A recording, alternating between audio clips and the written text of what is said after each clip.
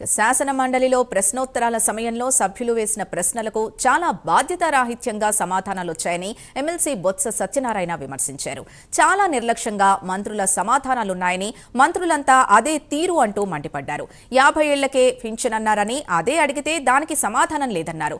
ఒక ప్రశ్న అడిగితే ఏవేవో సమాధానాలు చెబుతున్నారని బొత్స మండిపడ్డారు. మద్యం అమ్మకాల మీద సభ్యులు అడిగిన ప్రశ్నలకు డొంక తిరుగుడు సమాధానాలు చెప్పారన్నారు.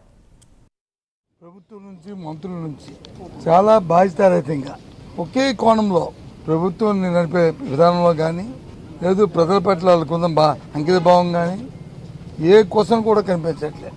చాలా నిర్లక్ష్యంగా నిస్సిగ్గుగా వారి సమాధానాలు చూస్తే అనిపిస్తున్నాయి.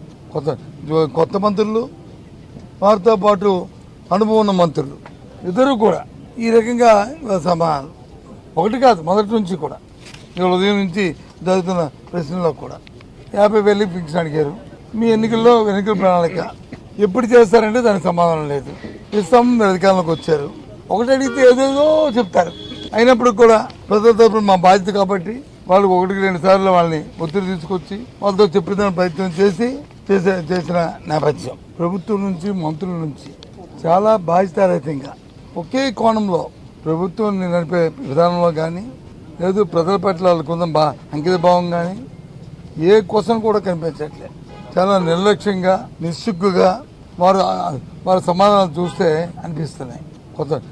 కొత్త మంత్రులు వారితో పాటు అనుభవం ఉన్న మంత్రులు ఇద్దరు కూడా ఈ రకంగా సమాధానాలు ఒకటి కాదు, మొదటి నుంచి కూడా ఇవాళ ఉదయం నుంచి జరుగుతున్న ప్రశ్నలో కూడా 50,000 పింఛన్ అడిగారు.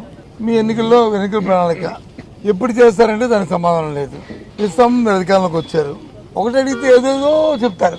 అయినప్పుడు కూడా ప్రజల తరపున మా బాధ్యత కాబట్టి వాళ్ళు 1-2 సార్లు వాళ్ళని ఒత్తిడి తీసుకొచ్చి వాళ్ళతో చెప్పిన ప్రయత్నం చేసి